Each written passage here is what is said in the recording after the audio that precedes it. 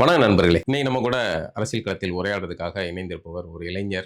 பயங்கர சர்ச்சைக்குள்ளான ஒரு இளைஞர். மூத்த பத்திரிகையாளர்னு சொன்னா ஒரு கோபம் வரும். ஏகலைவன் பத்திரிகையாளர் ஏகலைவன் கூட நம்ம இன்னைக்கு உரையாட போறோம். வணக்கம் ஐயா. வணக்கம். தொடர்ந்து பேசியாகணும்னு சொல்லிட்டே இருந்தீங்க, தவிர்க்க முடியல. ஆமா, தவிர்த்தாக்கா இதுக்கு ஒரு காரணம் நீங்க சொல்லுவீங்க. ஆமா. அப்புறம் உங்ககிட்டயும் நம்ம ஏன்னா அதுக்கு முன்னாடி ஒரு முக்கியமான கேள்வி கேட்டேன். ஜனநாயகன் படம் பார்த்தீங்களா? பார்த்துக்கலாம். கண்டு போதுமே முடிஞ்சு பேட்டியும் முடிஞ்சு. அப்ப என்ன, அப்பதான் நீங்க ஜனநாயகன் படம் பார்த்தீங்க. அப்போ விஜய் கட்சியில போய் சேர போறீங்க. விஜய் ஜனநாயக படம் பார்த்து விசில் அடிச்சு சார் இப்ப அப்படித்தானே இருக்கு நிலைமை. அப்படித்தானே உங்க மேல வைக்கிற குற்றச்சாட்டை லயலாமணிய ஒரு வார்த்தை பாராட்டிட்டீங்க. அப்ப என்ன போறாரு அப்படின்லாம் பேசுறாங்க. இப்ப நீங்க ஒரு விஷயம் பேசுறேன். நீங்க இப்ப பொதுவா நான் பேசக்கூடாதுன்னு இருக்கிறேன். நண்பர்ன்ற முறையில் நீங்க தொடர்ந்து பேசிட்டு இருக்கிறீங்க. சரி, தவிர்த்தா அது ஒரு நட்புக்குள்ள அது ஒரு சிக்கலாகும். நட்பு கட்சி முரண்களை தாண்டி நட்பு இருக்கும்போது ஏன் இங்க இருக்கக்கூடாது கேள்வி இருக்குது. மாண்பு வார்த்தை விட்டீங்க. இல்ல, நான் சொல்றது தனி பண்பு இருக்கட்டும். அந்த தம்பியை நான் பார்த்ததே இல்லை. பார்த்து கிட்டத்தட்ட பல வருஷம் இருக்கு. நேரம் மொத்தம் பார்த்து பேசி 2.5 வருஷத்துக்கு மேல இருக்கு. என்னால அதே முரண்பாடு தான். போகாத இடம்லாம் போயிட்டு இருக்கிறாரு அப்படின்ற மாதிரி. இருந்த இடத்துல உண்டான அவருக்கு இருந்த வரைக்கும் யாரும் அவர் கொண்டாடலை அப்படின்றதும் இருக்கு. எது எப்படி இருந்தாலும் இந்த மண் நலன், இந்த இனம், ஈழ பிரச்சனைன்றதுல தொடர்ந்து போராடிக்கிட்டு இருந்தவன். அவன் அலைஞ்சிக்கிட்டு இருந்ததும் அவன் சிறைச்சாலையில இருந்து பிறகு வழக்கு சந்திச்சு கோர்ட்ல நின்றதெல்லாம் நாங்கள் நேரில் பார்த்தோம். இப்படிப்பட்டவனுக்கு ஒரு இடம் அங்கீகாரம் கிடைச்சிருக்கு அரசியல் அப்படின்னு தான் ஜஸ்ட் போட்டோம். இது உங்களுக்கு எப்படி, அப்படி திட்டினவனுக்கு நீங்கள் எப்படி பாராட்டி போட்டீங்கன்னாக்கா அது ஏதோ நோக்கத்தோடு நீங்கள் பேசணும்னு முடிவு பண்ணிட்டு சொல்லக்கூடிய வார்த்தையாக தான் இருக்குது. இதுதான் அது தேசிய குற்றம்லாம் கிடையாது. புரியுதுல உங்களுக்கு? அதை போயிட்டு அதுக்காக நீங்கள் எக்ஸ்ட்ரா கதையெல்லாம் கட்டிட்டு போனால் அதுக்கு நான் பொறுப்பு இல்லை. சரி, ஓகே, நான் அதை புரிஞ்சுக்க ட்ரை பண்ணீங்க. ஜனநாயகன் படம் பார்த்துட்டீங்க. இந்த பேட்டி வரும்போது ஏகலைவன் ஜனநாயகன் படம் பார்த்து விட்டார். பார்த்தீர்களா? குறியீடு புரிந்து விட்டதா? இதெல்லாம் சொல்ல போகிறாங்க.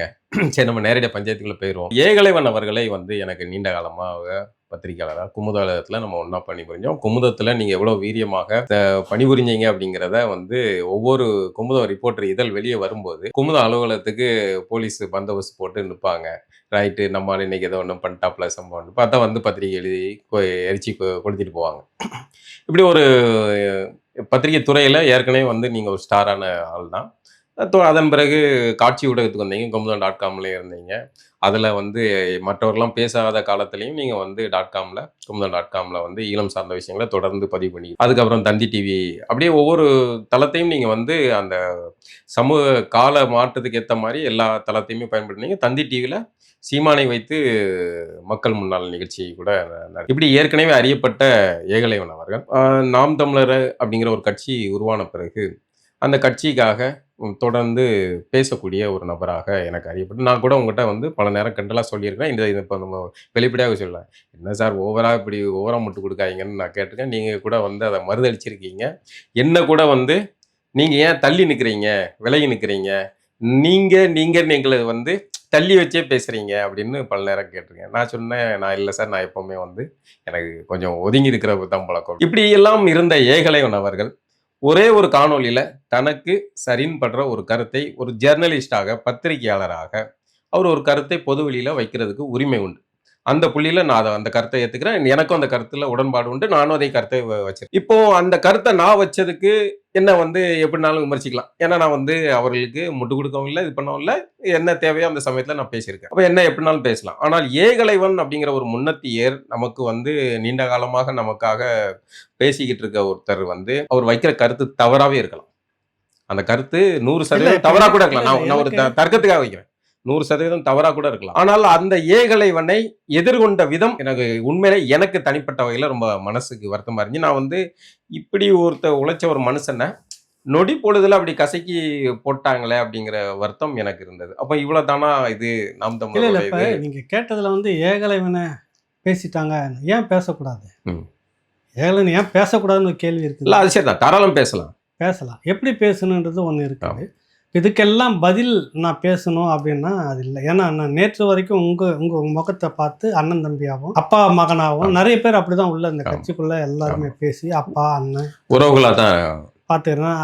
90% பேர் அப்படிதான் இருக்கிறாங்க. நான் அவர்களை பார்க்குறேன். இவரை சுற்றி ஒரு 10 பேர் ஒரு கும்பல் மட்டும் வச்சுட்டு அந்த கும்பலுக்குள்ளாக இன்னொரு பெருங்கும்பல் ஃபேக் ஐடியா வச்சுக்கிட்டு களமாடுறதுக்கு நான் பதில் சொல்லணும்னு நினச்சேன்னா, 90 பேர்கிட்ட பழகின அந்த நட்பு வந்து வீண். அவங்களை சங்கடப்படுத்துற மாதிரி தம்பி தங்கைகள் அவங்கக்கிட்ட பழகுது அது சங்கடமாகிடுறது தான். நான் ரொம்ப நிதானமாக இருக்கிறது காரணம் இன்னொன்று என்ன, நானாக தான் இருக்கிறேன். புரியுதில்ல? அதனால ரொம்ப தெளிந்து அதை எனக்கு கோவப்படுத்தலை, சிரிப்பு வந்தது.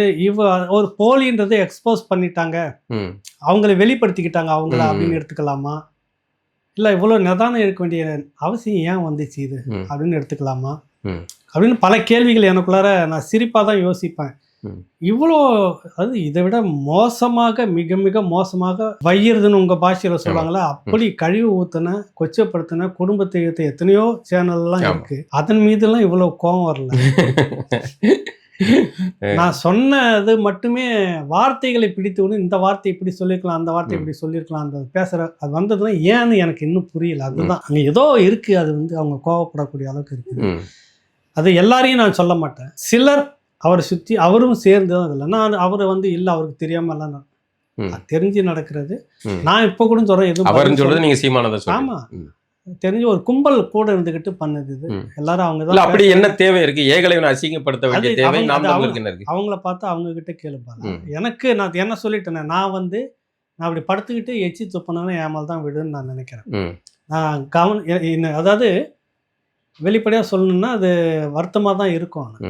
ஏகலைவன் அந்த பலான தொழில் செய்யலைன்றது மட்டும்தான் நீங்கள் பேசலை, மீதி அத்தனையும் பேசிட்டீங்க. நேற்று வரை உங்களோடு தோளுக்கு தோளாக நின்று பயணிச்சுட்டு இருந்த ஒரு ஆள் கரெக்டா, திடீர்னு ஒரு விமர்சனம் வச்சோன்னு இந்த விமர்சனம் சரி தவறுன்னு வந்திருக்கலாம். அதிகபட்சமாக போனால் பல முறை சொல்லியிருக்கீங்க அது வேணாம், அதை எடுத்துருங்களேன், அந்த கருத்து கொஞ்சம் நெருடலாக இருக்குது, ஓகே அப்படின்னு சொல்லிட்டு கூட விட்டு கொடுத்து எடுத்துகிட்டு போயிருக்காங்க, நடந்திருக்கு.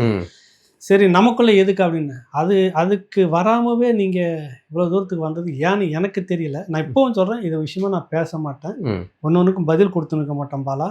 ஏன்னா அது உள்ளே இருக்கிற அந்த தம்பி தங்கைகள் அந்த உறவை நான் பார்க்கறேன். நான் அவங்கள அது சரிதான். நான் உங்கள் மேலே இப்படி அநாகரிகமாக பொதுத்தளத்தில் நீங்கள் ஒரு அறியப்பட்ட பத்திரிகையில் நீங்கள் நாம் தமிழருக்கு ஆதரவு கொடுத்து ஏகலைவன் எங்களுக்கு தெரியாதவர் சொல்கிறேன். அவங்க வச்சுக்கிட்டு வஞ்சனை பண்ணல, சட்டியில் என்ன இருக்குதோ அதான் அகப்பியில் வரும்.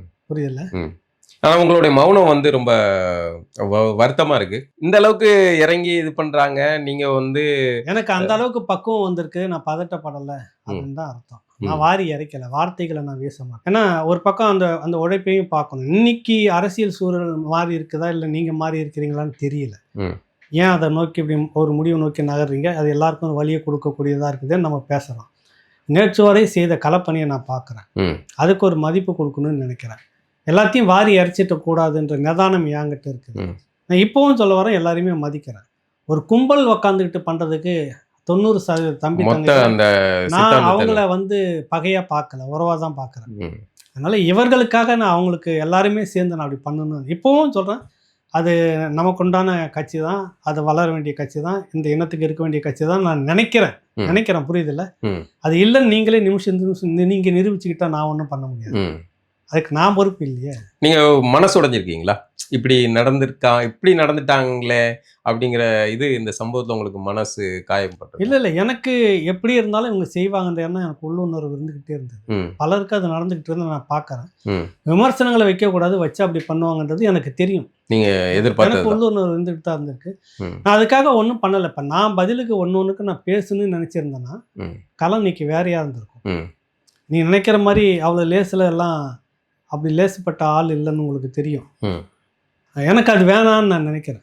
நான் மற்றவங்கள மாதிரி பின்னாடி பதுங்கிட்டு மிரட்டல் விடுறது இதெல்லாம் பண்ண மாட்டேன். சரின்னா சரி, இல்லைன்னு நேருக்கு நேரம் பேச ஆரம்பிச்சோன்னா நல்லா இருக்கு. அது நமக்குள்ள வேணாமேன்னு ஒதுங்கி போகிறோம், அவ்வளோதான் விஷயம். தொடர்ந்து போறீங்களா, பயந்து போறீங்க? பயம்ன்றது எனக்கு தெரியல பாலா. நீங்கள் அப்படி நினச்சிங்கனாக்கா நீங்கள் பார்த்துருக்கீங்க பல காலகட்டங்களில் 5 கோடி ரூபாய் வழக்கு பல நீங்கள் உங்களுடைய உங்களுக்கு அப்படிதான் நடக்குது போல இருக்கு. நீங்கள் விசிகாவுடைய ஆரம்ப காலத்திலேயே நீங்கள் அவர்களுடைய வளர்ச்சிக்கு பங்களிப்பாக இருந்தீங்க. உடனே அவர்கள் வளர்ந்து ஒரு இடத்த பிறகு அதுக்கப்புறம் உங்களை இது பண்ணிட்டு அடுத்த புதிய ஆட்கள், அது வரைக்கும் உங்ககிட்ட நெருங்காத ஆட்கள் இவங்கெல்லாம் பிடித்தமானவர்களா மாறி போயிடுறாங்க. இப்ப நாம் தமிழருக்கு அப்படிதான். இப்ப நீங்க எவர்களும் ஊடகங்கள்லாம் காட்டாத காலத்துல அவர்கள அங்கீகரிச்சு, பேசி, எழுதி, காணொளி பதிவு பண்ணின்னு வர்றீங்க. இப்ப அவர்களுக்கு வந்து பிரபல பத்திரிகையாளர்கள், ரொம்ப டாப் ஊடகங்கள் இப்படின்னு பெரிய இடத்துக்கு போயிட்டாங்க. அதனால உங்களுடைய தேவை தேவைப்படாது. இனிமே எதுக்கு இந்த மாதிரியான சின்ன பசங்க இவங்கலாம் தேவை? இந்த சின்ன ஊடகங்கள் அப்படின்னு நினைச்சு. போகட்டுமே, அவங்களுக்குன்னு பெரிய ஊடகம் பெருகுனாக்கா வசதி வந்து நல்லது தானே. அதன் மூலமா இயக்கத்தை வளர்த்துட்டு போகலாம் கட்சியை. நல்ல விஷயம் தானே. அதுக்கே நம்ம போய் வருத்தப்படணும்? இல்ல அதை வருத்தப்படுறதுக்கு இல்ல. ஆனா இது தொடர்ச்சியாக இப்படியே நடக்குது. தெரியல, அதுதான் திருப்ப சொல்றேன் பால. அது வந்து உங்ககிட்ட என்ன இருக்கோ அதை தான் நீங்க வெளிப்படுத்துவீங்க. சரி. இதுதான் உங்ககிட்ட இருந்திருக்குது. உன்னுடைய சக பயணிய இப்படி மட்டமா பேசிட்டு போற போக்கு அதுதான் உங்ககிட்ட இருந்து, அதான் சட்டியில இருக்குது, அகப்பையில தான் வருதுன்னு சொல்ல வரேன். இல்ல இப்ப உங்களுக்கும் சீமானுக்கும் எதுவும் தனிப்பட்ட வாய்க்கா வரப்பு தகராறு இந்த விஷயத்துக்கு முன்னாடி எதுவும் நடந்திருக்கா? 2 பேரும் பக்கத்துல 100 ஏக்கர் வாங்கிட்டு பிரச்சனை வந்துச்சு, வாய்க்கா தகராறு. சரி. அது என் இடத்துல நீ ஒரு 5 ஏக்கர் நீ தள்ளி வந்துட்டேன்னு அவருக்கு சொன்னாரு. இல்லைங்க அப்படின்னு, நான் வந்து வாங்கின இடத்துல நான் கரெக்டாக தான் கொடுத்துருக்கேன் எனக்கு. இந்த சண்டை 2 பேருக்கும் ஓடிட்டு இருக்கு. அதெல்லாம் வந்து விடுவா, அதை நம்ம தவிர்க்கணும்னு நினைக்கல. நான் ஏன் கேட்குறேன்னா, கீழே இருக்கிற ஒரு தம்பி உணர்ச்சி வசப்பட்டு நம்ம அண்ணனை வந்து இப்படி விமர்சிச்சிட்டாரு அப்படின்னு அவர் கோவப்பட்டு ஏதோ ஒன்று பண்ணலாம். ஆனால் உங்களுக்கும் எனக்கும் ஒரு உறவு இருக்கும்ல, அது மாதிரி உங்களுக்கும் சீமானுக்கும் ஒரு நட்பு இருக்கு, ஒரு இது இருந்துச்சு, தொடர்பு இருக்குன்னு வைங்களேன். இப்போ கீழே இருக்க ஒருத்தர் வந்து அநாகரிகமாக ஒரு வார்த்தை சில்லறைத்தனமான்னு எழுதுறாரு. அப்போ கூப்பிட்டு டேய் தம்பி என்னடா எழுதுற அப்படின்னு அவர் கேட்டிருக்கலாம், சத்தம் போட்டுக்கணும். அப்போ ஆனால் அதை வந்து எதுவுமே நடக்கலை. நான் அது வந்து ஒரே ஒரு பதிவில் அப்படி முடிஞ்சிடும்னு நான் நினச்சேன். அதன் பிறகு நீங்கள் எனக்கு நேர்காணல் கொடுத்தீங்க. அதன் பிறகும் கூட வந்து அது தொடர் நிற்கலை, மேலும் மேலும் அதிகரித்தது.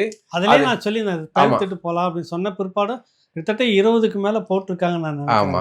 அப்போ அதை வந்து தொடர்ச்சியா பண்ணிட்டாங்கன்னா அப்போ வந்து அவருடைய ஆசியில அவருடைய அதெல்லாம் மாற்று கருத்து எனக்கு வந்து அவர் ரொம்ப நல்லவர், அவருக்கு தெரியாம இது நடக்கு அப்படின்னு நான் சொல்லவே மாட்டேன். அவருக்கு ஏதோ ஒரு தேவை இருந்திருக்குது, பேசணும்னு இருக்குது, பேச வைக்கிறாரு. செய்துட்டு போட்டு நிறைவா நல்லது இல்ல. அதுதான் ரொம்ப ஆச்சரியமாக வருத்தமா இருக்கு. சீமானுக்கு ஏகலைவனை அசிங்கப்படுத்துவதில்லை அப்படின்னு தேவை இருக்கு. உங்க கூட இருந்த ஒரு அவருக்கு ஏதோ இருந்திருக்கு தேவை, அது எனக்கு எப்படி தெரியும் பாலா? அங்க பார்த்தா கேளுங்க என்ன தேவை வந்தது, என்ன காயப்படுத்துச்சு அப்படின்றத கேட்டிருக்கணும். அது நீங்க வெறும் இந்த ஒரு காணொலியில இந்த பஞ்சாயத்து நடக்கிற மாதிரி எனக்கு தெரியல, அப்படி தெரியல. இதை எடுத்தா பாக்குறவங்களுக்கு தோணும், இதுனா ஒரு வீடியோக்கு இவ்வளவு ஏன் வரணும் அப்படின்னு தோணுது. எல்லாருக்கும் தோணுது, அவங்களுக்கு தோணுதா என்னன்னு எனக்கு இல்லை. இப்போ ஏகலைவன் மேலே வைக்கிற மிக முக்கியமான குற்றச்சாட்டு என்னன்னா, ஏகலைவன் சீமான் அவர்களோட எந்நேரமும் பேசக்கூடிய ஒருத்தர், நெருங்கிய தொடர்பில் இருக்கக்கூடிய ஒருத்தர். அவர் வந்து இந்த மாதிரியான அண்ணா நீங்கள் இப்படி வந்து சந்திக்கிறதுலாம் வந்து கட்சிக்கு ஒரு பின்னடைவை உருவாக்கும் அப்படிங்கிறத நேரடியாக சொல்லி இருக்கலாம். இப்படி சொல்லக்கூடிய யாருமே நேரடியாக என்கிட்ட கேட்கல. முதல்ல கமெண்ட்கள்ல இதெல்லாம் எழுதுறாங்க, எல்லாமே நீங்க முகநூலில் தான் எழுதுறீங்க. அடிப்படையில் இதுக்கு மட்டும் ஒரு சின்ன விளக்கம் சொல்லிடுறேன். நான் கேட்டுட்டு வந்து உங்களுக்கு 1000க்கு மேலே வீடியோ நான் போடலை. உங்களை ஒன்று கேட்டுட்டு பண்ணலை, நானாக தான் பண்ணுறேன். நானாக வந்து முடிவெடுத்து இந்த பதிவை பண்ணுறேன். பாதிச்சது நட்பு சக்தியாக நீ நினைச்சிருந்தீங்கன்னாக்கா உடனே வந்து எடுத்துருங்க ஐயான்னு ஒரு வார்த்தை சொல்லியிருந்தா முடிஞ்சு போயிருக்காங்க, வேற விஷயம். அடுத்தது நீங்கள் சொல்லலை, கேட்காம அவர்கிட்ட சொல்லியிருக்கலாமேன்னா நான் இப்போ உங்ககிட்ட முதன் முறையாக சொல்கிறேன். 2 முறை நான் பேசியிருக்கிறேன். அதுக்கு ஆட்கள் இங்கே அது சாட்சியங்கள்லாம் இருக்குது.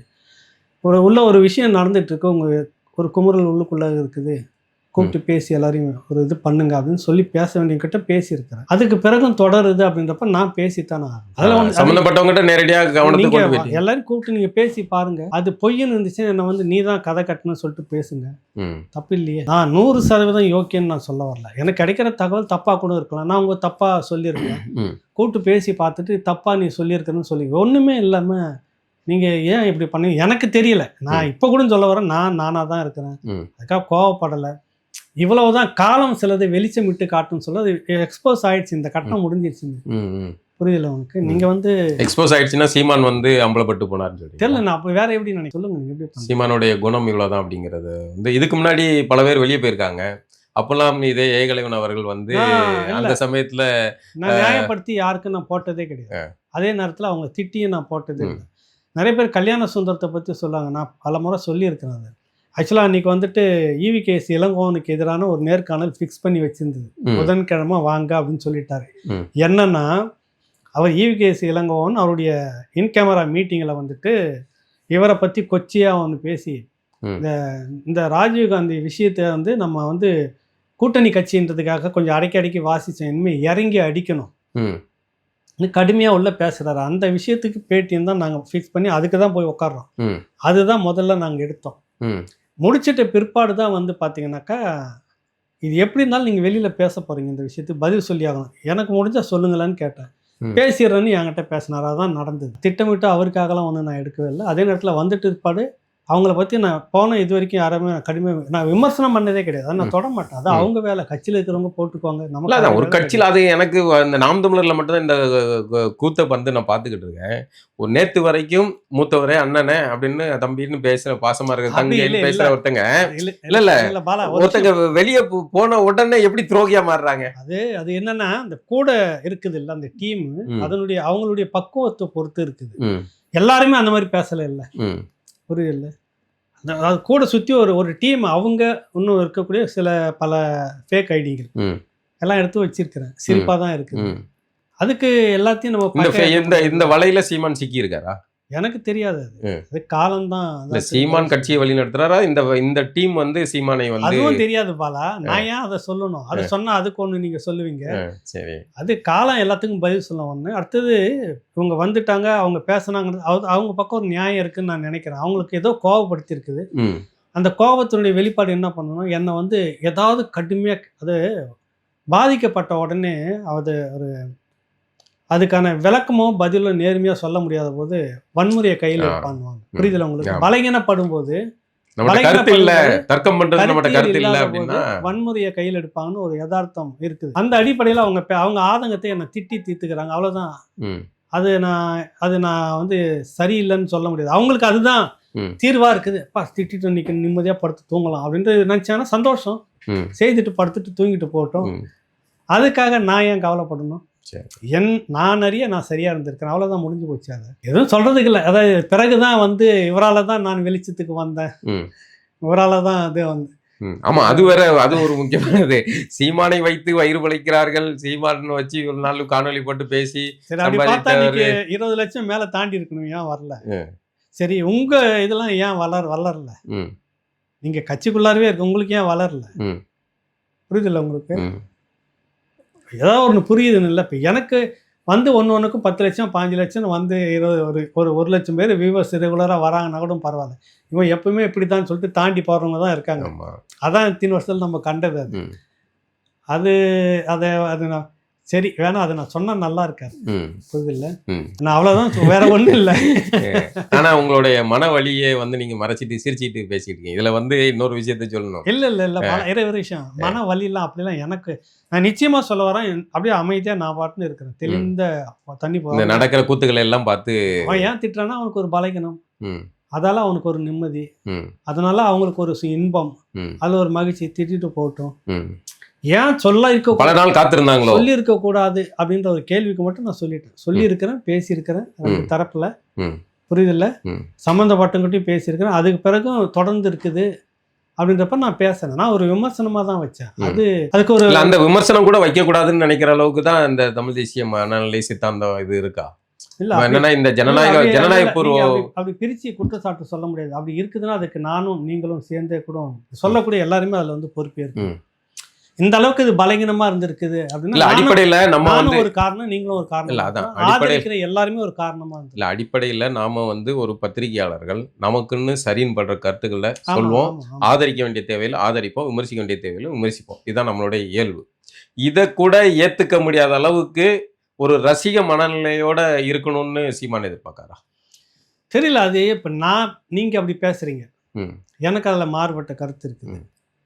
அவங்க தம்பிகள்ல சில பேருக்கு வந்து தர்க்க ரீதியா பேசக்கூடிய தம்பிகள் நிறைய பேர் இருக்கிறாங்க. ம் சிலர் வந்து அதெல்லாம் பேசக்கூடாது, அதை சொல்றதை கேட்டுட்டு போகணுன்ற மாதிரி இருக்காங்க. ம் அது அவங்கவுங்க மனநிலையை பொறுத்து இருக்குது. ம். அது ரசிக மனப்பான்மை அப்படின்லாம் அது அவங்களுக்கு அது தேவைப்படுது, வச்சுக்கிறாங்கன்றப்ப நீங்களும் நானும் அது ஒன்றும் பண்ண முடியாது. ம். இல்ல ஒரு ஆரோக்கியமான ஒரு நம்ம வந்து விஜய் கட்சியினரை வந்து தற்குறி அப்படின்னு பொதுவா வந்து பேசினாங்க. பெருவாரியா நாம் தமிழர் கட்சியை சேர்ந்தவர்கள் இன்க்ரீஸ் பண்ணிட்டே வரீங்க. இதை வேற நான் சிரிக்கிறது வேற பயமா இருக்கு சார். நான் சிரிச்சுதான் வந்து உங்களை தூண்டி அதை வந்து போடுறாங்க. ஏகலைவன் வந்து அப்பாவி, இந்த பாலா தான் மோசமானவன், இவன் தான் வந்து அவரை வந்து தூண்டி விட்டு கேட்டு வந்து அவரை வந்து டென்ஷன் பண்ணி சீமானுக்கு எதிராக பேச வச்சுட்டான் அப்படிங்க.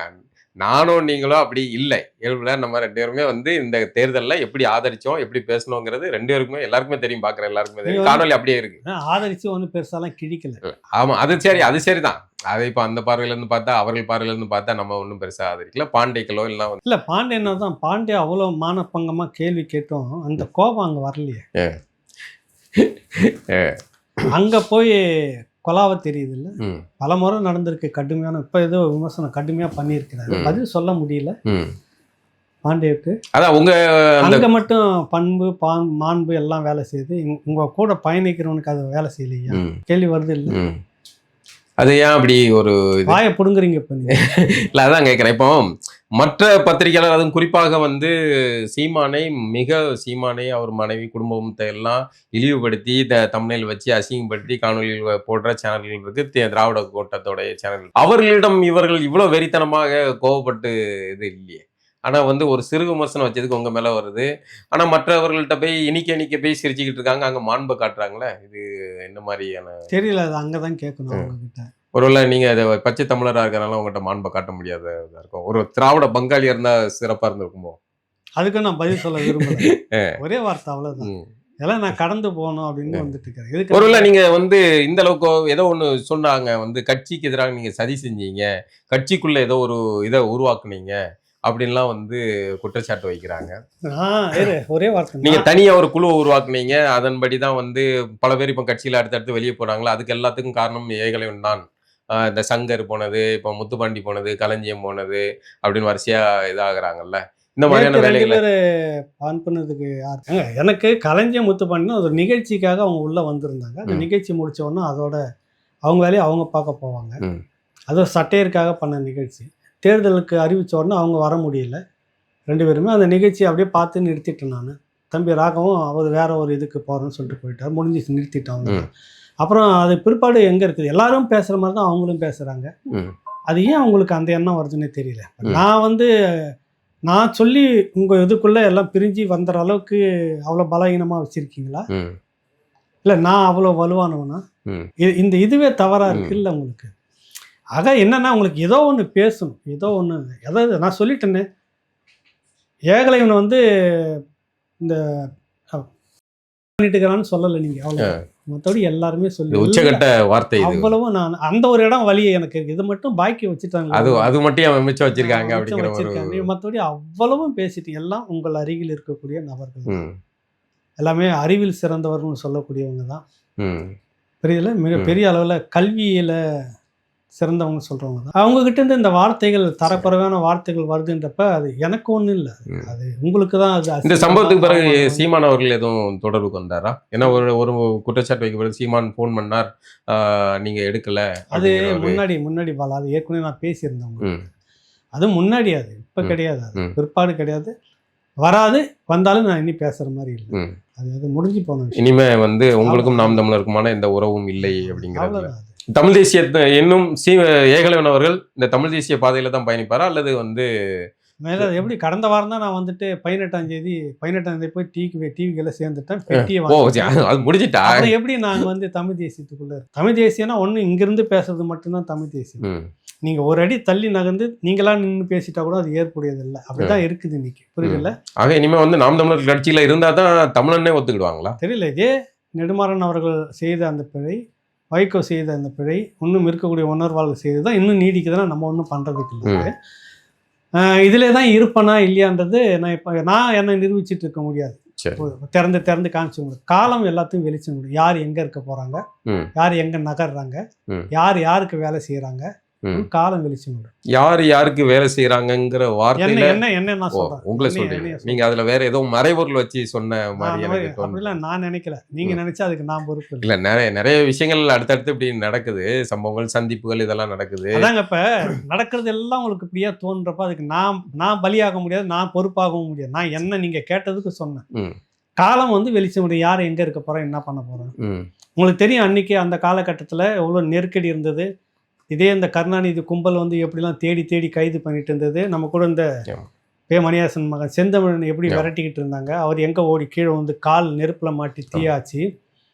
இல்ல அந்த காலகட்டத்தை நம்ம எல்லாம் கடந்து மருத்துவர்கள் எத்தனை பேரை தூக்கி உள்ள வச்சிருந்தாங்க, இப்படி எல்லாமே பார்த்துட்டு தான் அதுக்குள்ள நம்ம ஏங்கிக்கிட்டு இருந்தோம். புரியுதுல்ல? இன்னைக்கு அந்த மாதிரி நெருக்கடியெல்லாம் இல்லாதப்ப நான் விட்டுட்டு ஓடுறேன்றது அது அயோக்கியத்தனம் நான் நினைக்கிறேன். நான் எப்பவும் இப்படிதான் இருக்குன்னு நினைக்கிறேன். அதை நான் சொல்லிக்கல, என்னுடைய செயல் காட்டணும். நான் மற்றவங்களுக்காக என்னை நிரூபிக்கணும்னு அவசியம் இல்லை. நீங்கள் என்ன துரோகின்னு சொல்கிறீங்களா? ஒரே ஒரு புலமைந்த தமிழ் உறவு மட்டும் நீங்கள் என்ன துரோகம் பண்ணுறீங்களா நீங்கள் அப்படின்னு கேட்டாங்க. ஆமான்னு தான் சொன்னேன். நான் எதுவுமே சொல்ல சிரிச்சேன். ஆமா அப்படின்னு வச்சுக்கோங்களேன். நான் அதுக்காக நாம் இன்னைக்கு நான் காட்ட முடியாது இல்லை, வச்சுக்கோங்கம்மா. என்னைக்கு நான் சரியானு தோணுதோ அன்னைக்கு பேசுங்க, பேச வேணாம்னு நினச்சின்னா விட்டுருங்க, பரவாயில்ல அப்படின்னு சொல்லிட்டாங்க. இதுதான் எதுக்கு போயிட்டு நம்ம என்ன கவலைப்பட்டுட்டு இருக்கோம். இல்லை, இன்னொரு குற்றச்சாட்டு வைக்கப்படுது. தாவைக்கா அதாவது ஏகலைவனை நான் வந்து அப்படி பார்த்தது கிடையாது. ஒரு சாதி ரீதியான ஒரு விமர்சனங்கள் ஒரு வளையத்துக்குள்ள ஏகலைவனை கொண்டு வந்து சுருக்க பார்க்குறாங்க. அது உண்மையிலே வந்து மனதுக்கு வருத்தமாகுது. ஏன்னா இது வரைக்கும் அப்படி இந்த இடத்துலையுமே திராவிட கூட்டம் கூட அந்த வேலையை செஞ்சதில்லை. திராவிட நம்ம கடுமையாக விமர்சிக்கக்கூடிய திராவிடம் எதிரி கூட என்ன அந்த மாதிரி இது வரைக்கும் இப்படி கொச்சப்படுத்தினதில்லை, இப்படி சிறுமப்படுத்தினதில்லை. நீ நேரடியா சொல்லிட்டு போலாம். ஆனா இதெல்லாம் சேர்ந்து இவர்கள் இந்த வழியில் எல்லாம் ஒன்றிணைகிறார்கள் அப்படின்னா 16 வருஷம் உங்க கூட டிராவல் பண்ணப்ப நீங்க என்ன சாதின்னு கேட்டுட்டு அவங்க கூட டிராவல் பண்ண சாதி எனக்கு இல்லை, உங்க மனசுல வச்சு உங்க புத்தியில உங்க மண்டைக்குள்ள நீ சாதியை வச்சுக்கிட்டு உட்காந்துருக்கிறீங்க சீமான் பக்கத்துல. கரெக்டா? அவரு இந்த மாதிரி ஆளை பக்கத்துல உட்கார வச்சு உட்காந்துங்கிறாருன்றதை புரிஞ்சுக்கிட்டோமா? யாருக்குமே இல்லை, உங்களுக்கு தான். அந்த நீ வந்து அந்த வீடியோவும் போடுறீங்க, எவ்வளோ சாதி வெறி எனக்கு இருக்கா உங்களுக்கு இருக்கா சொல்லுங்க. ஆக தமிழ் தேசியம் வந்து கடைசியில வந்து இன்ன வரைக்கும் நம்ம சரியானதை சரி என்றோம், தப்ப இப்போ கூட கடுமையாக தான் போட்டுட்டு இருக்கிறோம் விஜய்க்கு. புரியுதில்ல? பேசிட்டுக்கிறோம். சும்மா உங்களை மாதிரி ஏறி கண்ட மாதிரி பேசாமல் காரணத்தோட எக்ஸ்போஸ் பண்ணி ஒன்று பேசிட்டு இருக்கிறோம். நேற்று வரைக்கும் உங்கள் கூட இருந்தப்ப சாதி தெரியல, இன்னைக்கு விமர்சனம் பண்ணால் அந்த சாதிக்காக வந்து ஒன்றா போயிட்டாங்கன்னா எனக்கு புரியலையே எனக்கு. இப்போ நீங்கள் எவ்வளோ சாதி வெறியோடு அந்த கட்டமைப்புக்குள்ளே இருக்கிறீங்கன்றது, ஒரு சாதி வெறிக்குள்ளாவே நீங்கள் அந்த சாதி இனத்தோட நீங்கள் எல்லாரையும் பார்த்துட்டு இருக்கிறீங்கன்றது வெளியில் வந்துருச்சு இல்லை. இப்போ அதான அர்த்தம். நான் சொல்லலை, நீங்கள் இத்தனை வருஷமா இருக்கீங்க, கிட்டத்தட்ட 20 வருஷம் இருக்குமா பழக்கம். எங்கேயாவது யார் ஒருத்தர் கேட்டது நான் அதை பார்த்து அவங்க பிற மொழியாளர்களாக இருந்தால் கூட இல்லை, இந்த ஏரியாக்குள்ளே வந்ததில்லை. நான் இன்ன வரைக்கும் யார்ட்டையும் நான் கேட்டதும் இல்லை. இனத்துக்கு துரோகம் பண்ணாத அளவு அது வேற. இப்போ ஏன் வேலுசாமி கூட நான் உலக இருக்கிறேன்னாக்கா அவர் என்ன பண்ணியிருக்கிறாருன்னு எனக்கு தெரியும். இப்போ ஏன் நம்ம இராப்போ ரவிச்சந்திரனை கொண்டாடுறோம் அப்படின்னாக்கா அவர் செய்த தியாகத்தோட இங்கே அவனும் செஞ்சிருக்க முடியாது, பிற மொழியாக இருந்தாலும். அதே போல் இன்னும் மற்ற தோழர்கள் இந்த மாதிரி நிறைய பேர் இருக்காங்க. ஏன் நம்ம அவங்களாம் கூட வந்து நட்பில் இருக்கிறோன்னாக்கா பிற மொழியாக இருந்தாலும் இந்த இனத்துக்குன்னு அவங்க பண்ண தியாகத்தை நான் நினைக்கணும். அதுக்காக வேண்டிய நான் எனக்கு தெரிஞ்சு யார் ஒருத்திட்டு இன்ன வரைக்கும் கேட்டு பழகினது இல்லை, போனதும் இல்லை. என்ன எப்படி யாரும் திராவிட கும்பலில் கூட இந்த மாதிரி யாரும் இது வரைக்கும் கேட்டதில்லை. இப்படி இருக்கிற இந்த தமிழ் தேசியத்துக்குள்ள இவ்வளவு சீழ்பிடிச்ச புத்தியோட உள்ள இருக்கிறாங்களே அவர் கூட, அதுதான் வேதனையா இருக்குது. அது வந்து அதை அறியும் போது ரொம்ப மனது அதுதான் நமக்கு இந்த கட்டமைப்புல இப்படி ஒரு சாதிய வெறியோட உள்ள உட்காந்துங்கிற கும்பல் இருக்குதா, அனுமதிக்கிறாரா? அப்ப திராவிடம் சொன்னது வந்து சரியா வந்துருதோ, தமிழ் தேசியம் அது சாதிய இதோட தான் வந்து ஒன்றிணையுது அப்படின்ட்டு. அப்படி இல்லை, அது திராவிடம் சொல்கிறத நீங்கள் எடுத்து நீங்கள் வந்து பொருத்தக்கூடாது. இங்கே இருக்கக்கூடிய உணர்வாளர் நிறைய பேர் பார்க்குறோம், அந்த மாதிரி எண்ணத்தோட யாருமே கிடையாது. எல்லாமே கிட்டத்தட்ட தமிழன்ற இதுக்கு மாறிக்கிட்டு வரும்போது நீங்கள் தான் திரும்ப போய் சாதிக்குள்ள விழுறீங்க. பாலா என்ன சாதி, ஏகலைவன் என்ன சாதி, இவன் என்ன சாதி, ஒளிப்பதிவாளர் என்ன சாதி அப்படின்னு பார்த்து அது காரணம் வந்துட்டோன்னு அதை எடுத்துட்டு கோத்து பேசுகிற புத்தி உங்ககிட்ட இருக்குதுன்றப்ப சிலர் அப்படி இருக்கிறாங்கன்றதுக்கு எல்லாரையும் சொல்லிட முடியாது இல்லை. அதே கட்சியிலேயே எத்தனை தம்பிங்க, எத்தனை தங்கைங்க, எத்தனை பிள்ளைங்க, அப்பா அண்ணா அப்படின்னு எல்லாருமே உங்களையும் அப்படிதானே எல்லாரையும் அப்படி பேசுறாங்க கட்சிக்குள்ள. அது உறவு, அதனாலதான் அது உறவு. அந்த மாதிரி இல்லையே, 90% பேர் இல்லையே, மாறிக்கிட்டு இருக்குல்ல. நான் திரும்ப சொல்ல வரேன், அந்த ஒரு கும்பல் உட்காந்துக்கிட்டு இந்த மாதிரியான சிந்தனை இருக்கிறதுக்கு நீங்க ஒட்டுமொத்த அந்த பிள்ளைங்களுக்கு குறை சொல்லக்கூடாது நாம அப்படின்னு தான் அதுல கவனமா இருக்கணும். ஆனா இவர்கள் தானே வந்து அந்த கட்சியின் முகமா இருக்காங்க, இவங்க தான் கட்சியை இயக்குறாங்க, கட்சியை இது பண்றாங்க. அப்படிங்கும்போது நமக்கு வந்து நாம் தமிழர் வளரணும்னு ஆசைப்பட்டதுக்கு வந்து தனிப்பட்ட எதுவும் லாபம் இருக்கா? அப்படி இல்லைல்ல. நாம் தமிழருங்கிற ஒரு அமைப்பு தமிழர்களுக்கு தேவை, அது வந்து இப்படி ஒரு இயக்கம் அவசியம் அப்படிங்கிற மனநிலை தானே ஆதரிக்கணுமா? கூட இருக்கிறவங்க என்ன சாதி, சீமான் என்ன சாதி அப்படின்னு தெரிஞ்சுட்டா நம்ம கேட்கறது ஒரே பதில் மட்டும் சொல்லிடுறேன் சின்னதா. என்ன அங்கங்க சட்டை கிழிஞ்சி தொங்குது, ஒரே அழுக்கு இருக்குமா இருக்குது. சட்டையை மாத்திட்டு புது சட்டையோட வெளியில போகணும், அந்த சட்டையை சுத்திட்டு போகணும். சொல்லுங்க, புது சட்டை தான். அதே சட்டையோட சுத்தணும்னா அப்புறம் என்ன அர்த்தம் சொல்லுங்க? இதுதான் இதுக்கு பதில். அவ்வளோதான் பதில், அவ்வளோதான். இப்போ உங்களுடைய இந்த இது பிரச்சனை விமர்சனங்கள் அடுத்தடுத்து நிறைய பேர் அது சம்மந்தமான மாறி எதிர்த்து கருத்துக்கள்லாம் வச்சுக்கிட்டு இருந்தாங்க. அதில் வந்து உங்கள் சார்பாக இல்லை ஏகலைவன் அண்ணன் சொன்னது வந்து சரிதான் அப்படின்னு சொன்ன சில பேர்லாம் வந்து இப்போ கட்சியிலேருந்து நீக்கியிருக்காங்க. அவர் வந்து இன்னைக்கு கூட வந்து சொல்லியிருக்காரு, அதை செய்தி பார்த்தோன்னே கட்சியில் இருந்தால் கட்சிக்குள்ளே இருந்துக்கிட்டு குடைச்சல் கொடுத்துக்கிட்டு அதை கிளம்பு அப்படிங்கிற மாதிரி அறிக்கையில் விட்டுருக்காப்புல. சில தம்பிகளை எல்லாம் நீக்கியிருக்காரு. இது தெரியல எனக்கு. தென்னகம் விஷ்ணு வந்து உண்மையிலே அந்த தென்னக விஷ்ணு உங்க கொண்டு சொல்லிடுவாங்களா? ரூட்டடா உண்மையிலே அவன் நல்ல ஃபீல்டு ஒர்க்கர் அந்த தம்பி. நான் பார்த்தேன் 3 முறை காரைக்காலில் நான் சுற்றி சுற்றி வரப்பெல்லாம் எங்கே பார்த்தாலும் நின்றுட்டு இருப்பான் ஊரில், கிராமங்களில். அது பிற்பாடு இங்கே வந்துட்டு பிற்பாடு ஒரு டைம் 2 டைமே பேசினேன். அந்த வீடியோ போட்ட உடனே நான் அப்போ தான் பேசினேன். நான் திருப்பி ஏன் உனக்கு இது தேவையில்லாத வேலை என்ன தம்பி, நான் நியாயத்தை தான் பேசினதை அவன் சொல்ல வரானு. சரி இதுக்கான பலன் நீ அனுபவிப்பன் மட்டும்தான் சொன்னேன், வேற எதுவும் சொல்லலை. சொல்லி 1 வாரம் நடக்கல. அடுத்து இவரு சங்கரனா நத்தம் சிவசங்கரன் அவரு கூட வந்து தெரியல எனக்கு, அவரும் பேசியிருந்தாரு. அவரும் ஒரு வேலை என் சாதியா இருப்பாருன்னு நினைக்கிறேன். ஆக வந்து தென்னக விஷ்ணு என் சாதியா தான் இருப்பாருன்னு இருக்கலாம். காது ஆடுது இல்ல இருக்கலாம். ஆக இந்த மாதிரியான ஒரு ரசிக கூட்டம் மட்டுமே இருந்தால் போதும் நமக்கு திரும்ப சொல்ல வர அந்த வார்த்தையை நான் வந்து ஏற்கல, மறுக்கிறேன், கண்டிக்கிறேன். அது ரசிக சிலருக்காக வேண்டிய தம்பி உள்ள வந்து பாலா அவ்வளோ கருத்தாழமிக்க பிள்ளைங்க எல்லாமே இருக்கிறாங்க. சும்மா நீங்க நினைக்கிற மாதிரிலாம் இல்லை. எல்லாருக்கும் ஒட்டுமொத்தமா அதுல இருக்கிற எல்லாருக்கும் இருக்கு. ஆனா வந்து பாத்தீங்கன்னா சமூக வலைதளங்கள் முழுக்க இது தர்க்க ரீதியா நாம் தமிழருடைய சிறப்பே இல்ல. நீங்க ஃபேக் ஐடியை விட்டுட்டு நீங்க நிஜத்தை பாருங்க. பேசக்கூடிய தர்க்கம் பண்ணக்கூடிய பிள்ளைங்கள்லாம் அப்படி நீங்கள் எடுத்தோன்னு அந்த ரசிக குஞ்சுகளும் ஒட்டுமொத்தமாக அவங்கள சொல்லிடாங்க. அதை எனக்கு ஏற்படுதில்லை.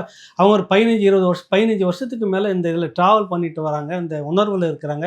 அவங்க நீங்கள் சொல்கிறதெல்லாம் ஃபர்ஸ்ட் பேட்ச்னு நினைக்கிறேன். ஃபர்ஸ்ட் பேட்ச் இல்லை, இப்பத்திய பேட்சையும் நான் சொல்லுவேன். அப்படி எடுத்துக்கோன்னு நம்ம அப்படி சொல்லக்கூடாது, நான் கண்டிக்கிறது அது கிடையாது. சிலரை வந்து இது இப்படி பண்ணால் தான் நம்ம இருக்க முடியும்னு தக்க வச்சுக்கிறவங்க அப்படி இருக்கலாம், அது வேற. இருக்கக்கூடிய மற்ற பிள்ளைங்க இருக்காங்கல்ல, அவங்கள நீங்க இப்படி குறை சொல்லிடாதீங்க. அது வந்து நிறைய தர்க்கம் பார்க்குறப்ப எழுதுறதுலாம் பார்த்தா ஆச்சரியமா இருக்கு. நம்மளோட பல பாய்ச்சல் இருக்குது அவங்க கிட்ட. இது எங்கடா படிச்சிருக்கோம், இது வந்து எங்கேருந்து எடுத்திருப்பாங்க, இது எங்கேருந்து எடுத்திருக்காங்க தேடி, பரவாயில்லையா அப்படின்ற அளவுக்கு பாராட்டக்கூடிய அளவுக்குலாம் நிறைய பண்றாங்க இல்லையா. நீ அதை ஏற்கணும் இல்லை. நம்ம இப்போ நாம் தமிழர்ல இருந்து பல பேர் வெளியே போறாங்க. அவங்க இன்னைக்கு தாவை கலப்பை இதை விடுற மாதிரி இல்லையா? இல்ல விடுற மாதிரி இல்ல. நான் கேட்கறேன், ஏன்னா அதை விட நிறைய பிரச்சனை இருக்கு பாலா. பிரச்சனை இருக்கு அதுதான். ஆனா வந்து ஏகலைவன் தாவைக்கால ஒரு மந்திரி நான் வந்து இதை வந்து மிரட்டுது, அதை கேட்க மாட்டேங்கிறீங்க. அதெல்லாம் ஏரியாவுக்குள்ள அந்த சம்பவம் தொங்க விடுறேன்னு சொல்லுது. அதெல்லாம் விமர்சிக்க இப்பதான் முளைச்சு வருது அந்த கட்சியில. வந்த உடனே இவ்வளவு பவர்ல இதெல்லாம் பேசலாமே. இல்ல அதை பேசுவோம் நம்ம. அதுக்கு முன்னாடி வந்து ஏகலைவன் விஷயம் பேசுறதுதான். ஏன்னா அதுதான் வந்து ஒரு மாதிரி மௌனமா கடந்து போனது இருக்குல்ல. எல்லாரும் உங்களுக்கு எப்பவும் மௌனமா தான் இருப்பேன். காரணம் 90% பிள்ளைங்களை நான் பாக்குறேன். அதுக்காக வேண்டி நான் அதை வந்து கொச்சப்படுத்த முடியாது. தொடக்கத்திலே சொல்லிட்டேன், நாளைக்கும் சொல்லுவேன், எப்ப கேட்டாலும் சொல்லுவேன். நான் இந்த மாதிரிலாம் பேசவே மாட்டேன். சரி, இப்ப அரசியல் ரீதியாக நீங்க வந்து அடுத்து பயணம் செய்யணும் அப்படின்னா உங்களுக்கு வந்து தாவைக்கு ஒரு வாய்ப்பு இருக்கு. நீங்க வேற எதாவது சேர்ந்துட்டீங்கல்ல, நான் வேற திரும்ப அதை தெரியாம வந்து 18ஆம் தேதி சேர்ந்து போட்டோ எல்லாம் எடுத்துக்கிட்டேன். அப்புறம் நீங்க திரும்ப கேட்டுங்க, என்ன உலகத்துல இருக்கு, காந்தி செத்துட்டாரான்னு வந்து கேக்குறீங்க. திடீர்னு வந்து என்ன காந்தி செத்துட்டாரா அப்படின்ற மாதிரி கேக்குறீங்க. நான் சேர்ந்துட்டு வாங்க வேண்டியதெல்லாம் வாங்கிட்டு வீட்டுல வச்சிட்டு இருக்கிறேன். திரும்ப நீங்க அங்க தாவேக்காவுக்கு போவீங்களா அப்படின்ற மாதிரி இருக்குது. ஏற்கனவே சேர்ந்தவன் எப்படி திரும்ப போக முடியும்? அதான் நான் சொல்ல வரேன். சொல்லுங்க. விஜய் என்ன சொன்னாரு? விஜய் வந்து வாங்க அப்படின்னு சொல்லிட்டு ஒரு மாலை ஒன்று போட்டு அதை போட்டோ எடுக்காம விட்டுட்டேன். மாலை ஒன்று போட்டு நாங்க ஏல வேணா உருவாக்கிக்கிறோம். மாலை போட்டு நீங்க வந்து தட்டி கொடுத்து. வெறும் மாலை போட்டா போதுமா இல்ல எதுவும் கையில ஒரு சூட் கேஸ் பெட்டி அந்த மாதிரிலாம் எதுவும்? அதெல்லாம் முன்னாடியே கொடுத்துட்டாரு. அதெல்லாம் கொடுத்துட்டாரு. உங்க மாண்பை நான் பாராட்டுகிறேன், இப்படித்தான் இருக்கணும், புரியுதுல்ல? நீங்க வந்து என்ன இருந்தாலும் சித்தாந்தம் பேசிக்கிட்டு எங்க கூட வந்து உறவா இருக்குது, உங்க மாண்பை நான் பாராட்டுறேன். நீங்க வேற யாரையோ வந்து நான் என்ன கேட்டுக்கிறேன் பாலா. இப்ப பாருங்க, எதை கேட்டாலும் நீங்க வந்து பொதுவா சில வார்த்தைகளை வந்து திரும்ப சொன்னோம்னா ரட்டார்த்தம் வரணும். நான் என்னை நீங்க கேட்டீங்கிறதுக்காக நக்கலா நான் சொல்லிட்டு உங்களை சொல்லிக்கிட்டு இருக்கேன், என்ன சொல்லிட்டு இருக்கிறேன். பேசி முடிச்சுட்டா இது மாண்பு அரசியல தொடரும்னு அவர் சொல்லிட்டாரு. அதை நான் சொல்ல வரேன். எனக்கு நீங்க ஏன் அங்க கொண்டுட்டு போறீங்க? சரி நல்லது. இந்த பிரச்சனை எல்லாத்துக்குமே காரணமான அந்த மாண்பு அந்த மாண்பு வந்து தமிழர்கள்ட்ட இல்ல. சக இன்னொரு நம்மள கழுவி ஊத்தக்கூடிய திராவிட பங்காளிகளிடம் இருக்கு. அதுக்கு மட்டும் சொல்லுங்க. இந்த மாண்பு எப்படி இப்ப இருக்கும்? இதோட எல்லை, இதோட போக்கு வந்து எங்க போய் முடியும்? நான் வெளியூர், எனக்கு இந்த நிலாவை பத்தி தெரியாது. ஓ! இந்த இந்த நிலாவை பத்தி நான் வெளியூர், புரியுதுல்ல? அது சரி. இது நான் பேச விரும்பல, அவ்வளவுதான் ஒரே விஷயம். சரி. நீங்க ஆனா மனதுக்குள்ள நிறைய காயத்தோட இருக்கீங்க. நீங்க நான் அதனால கடந்து போறீங்க. நான் அங்க போய் பேசுறேன், அது மாதிரி சொன்னாருன்னு உடனே மாண்புன்னு கிண்டல் அடிக்கிறீங்கல்ல. அப்புறம் இன்னொன்னு சொன்னாலும் அதுக்கும் அதை போட்டு கிண்டல் அடிப்பீங்க, இல்ல ஏதாவது பேசுவீங்க. அதை வச்சுக்கிட்டு ஒரு பெரிய இஷ்யூ உருவாகும். திரும்ப ஏதாவது சமாதானம் ஆகிறதுக்கான வாய்ப்புகள் ஏதாவது இருக்கா? எனக்கு நான் அப்படி விரும்பல. நீங்க விரும்பல. சீமான் திரும்ப அழைத்து மூத்தவரே அப்படின்ட்டு திரும்ப பேசினாலும் இல்ல, அதை நான் துளியும் விரும்பல, இனி விரும்ப போறது. அதெல்லாம் உறுதியா இருக்கு. அது எனக்கு தேவையும் இல்லை. நான் ஒன்றும் முன்னாடி வந்து அப்படிலாம் ஒன்றும் இல்லையே. இந்த தளம் வேணும், நான் ஆதரிக்கிறேன். நாளைக்கும் சரியான ஒரு சிக்கல்ல இருக்குது அப்படின்னா நான் பேசுவேன். அது தொடர்ந்து நீங்க வந்து நாம் தமிழரை ஆதரிப்பீங்களா? ஆதரிப்பேன், கருத்தியல் ரீதியாக கட்டாயம் ஆதரிப்பேன். அதை விட்டு அது வந்து அவர் நாம் தமிழரை ஆதரிப்பீங்களா, சீமானை ஆதரிப்பீங்களா? அது அந்த கருத்தியல் இருக்கக்கூடிய சீமானையும் ஆதரிப்பேன். இருந்தாருன்னா கட்டாயம். அதை விட்டு இருந்தாருன்னா அப்படிங்கறதுல உங்களுக்கு எதுவும் இப்போ வந்து இருந்தாருன்னா அப்படின்னா அப்போ இப்ப இல்ல அப்படிங்கறதுல வார்த்தை வருது இல்ல. அப்போ வக்கீலுக்கு போயிருக்கலாம் இல்ல, இப்ப இல்லன்னு சொல்ல வரல. இப்ப இருந்தாருன்னா இன்னும் இந்த நீடிப்பு அப்படியே நீடிச்சா தொடர்ந்தாருன்னா கட்டாயம் ஆதரிக்கலாம், பேசலாம். தமிழ் தேசியம்ன்றது வேணும் நமக்கு, புரியுதுல்ல?